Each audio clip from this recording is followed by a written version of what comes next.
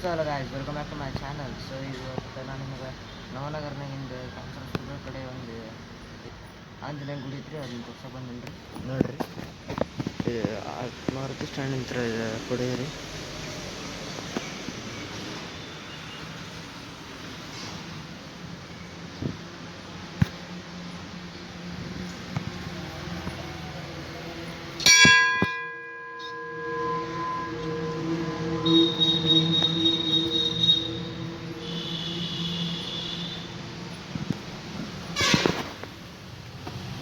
ಇದು ನಾಗಪ್ಪನ ಗುಡಿ ರೀ.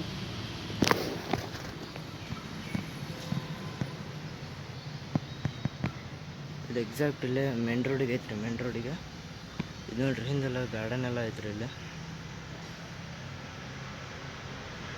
ಇದು ಹೈವೇ ರೀ.